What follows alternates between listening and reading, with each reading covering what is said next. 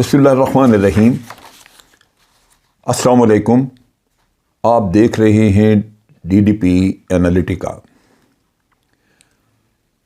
ایک ٹویٹ میری نظر سے گزری جو کہ سیرل المیڈا، جو کہ ڈان اخبار کے ان کے ایڈیٹر تھے، سب ایڈیٹر تھے غالباً، اور انہوں نے بڑے قریب سے نواز شریف صاحب کو دیکھا، ان کے کئی انٹرویو وغیرہ، اور ڈان لیکس کے نام سے جب معاملہ چلا تو بہت مشہور ہوئے اس میں۔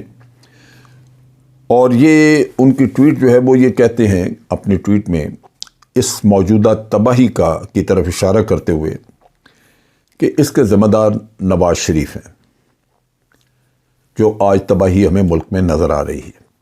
اور اس کی وجہ یہ بتاتے ہیں کہ انہوں نے میاں نواز شریف نے جنرل باجوہ سے ڈیل کیا، بھائی کو پرائم منسٹر بنوایا، اور اکانومی کی بربادی کرنے کے لیے مفتاح اسماعیل کو ہٹا کے ڈار کو بھیجا، یعنی زبردستی اسحاق ڈار کو لگوایا انہی کے کہنے پہ، ورنہ تو مفتاح اسماعیل کام چلا رہا تھا، جیسے بھی چلا رہا تھا۔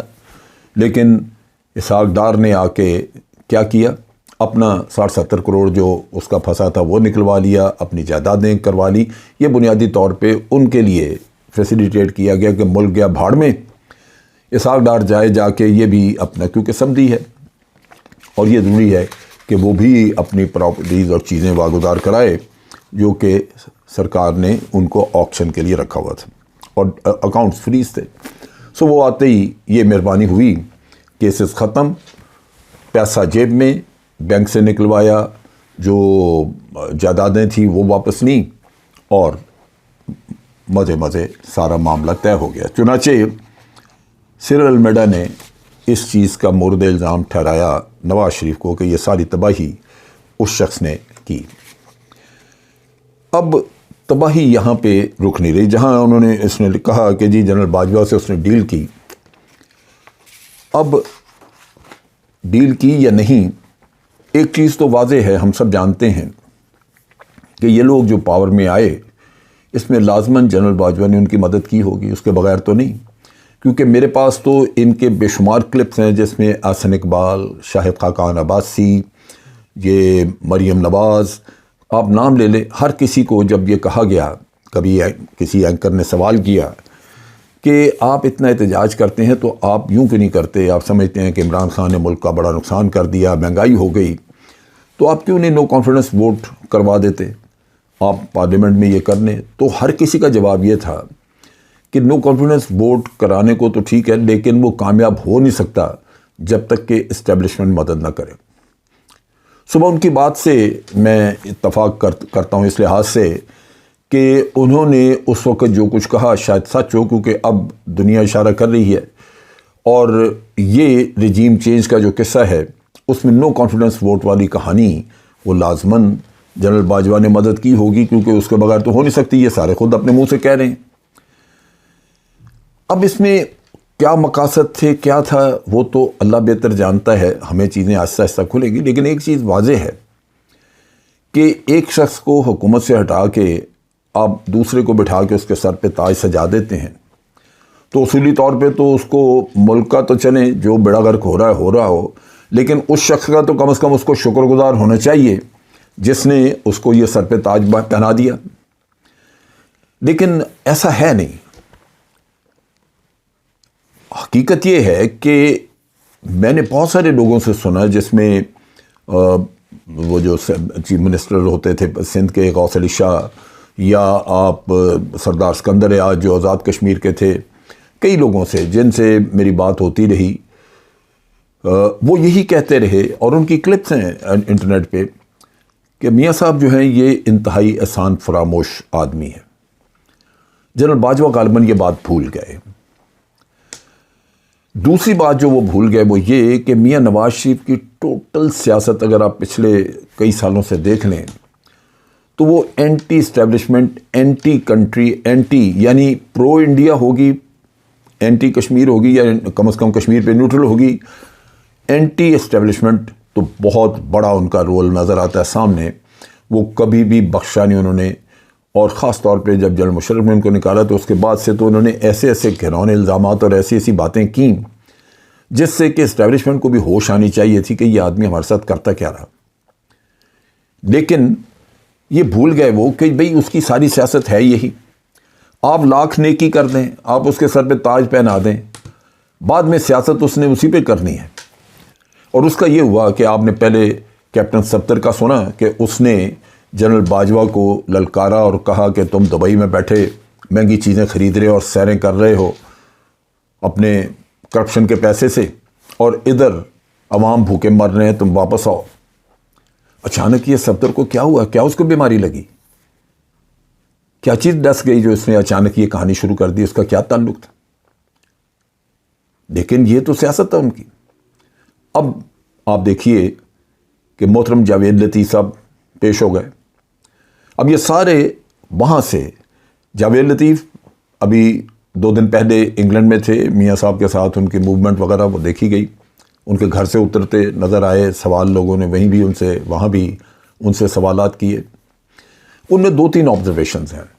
ایک تو آتے ہی انہوں نے سارا ملبہ کہ جی جو میاں صاحب کے ساتھ بے انصافی ہوئی اس میں ہماری حکومت کو 2017 میں ہٹایا گیا, یہ کیا وہ کیا, اور مجرم کون ہے؟ فیض حمید ہے, جنرل باجوہ ہے.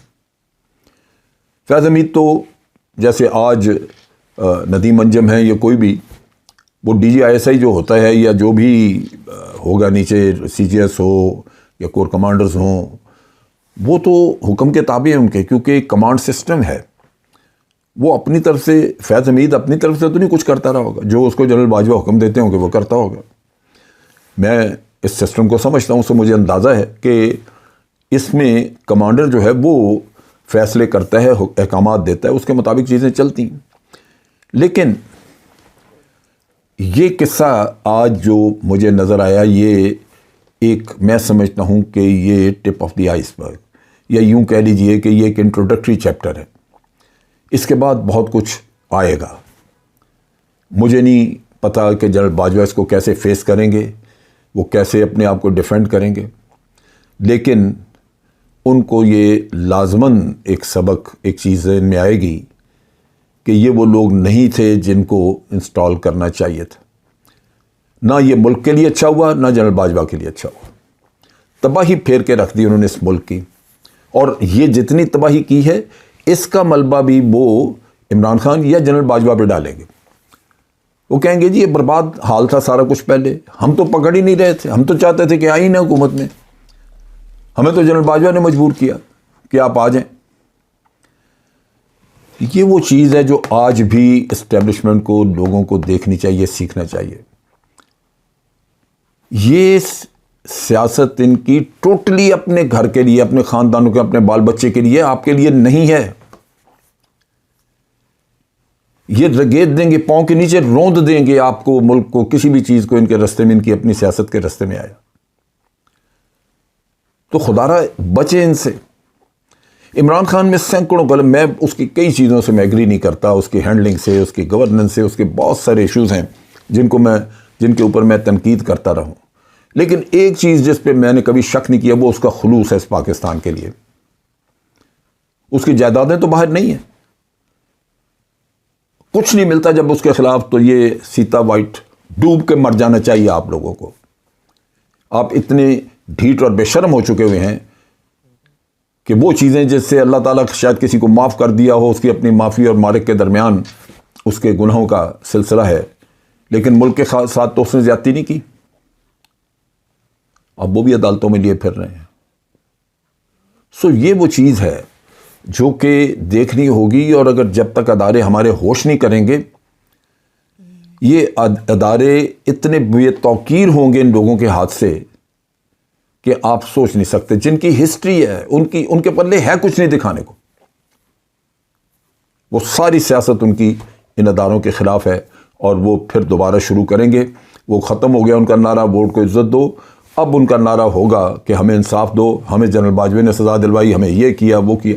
یہ ساری کہانی بھگتے گا پاکستان آرمی, بھگتے گی. ابھی اس سے اگر بچنا ہے تو آج جو ہمارا ملٹری سیٹ اپ ہے اس کو توجہ دینی ہوگی, اس کو اس کے لیے سب بندی کرنی ہوگی, منصوبہ بندی کرنی ہوگی, کیونکہ یہ چیز قطعاً ہمارے ملک کے دفاع کے لیے بہت بہت بری ثابت ہوگی اور بہت غلط ہے، جس سے بچنے کی ضرورت ہے۔ اب تک کے لیے اتنا ہی۔ افواج پاکستان زندہ باد، پاکستان پائندہ باد۔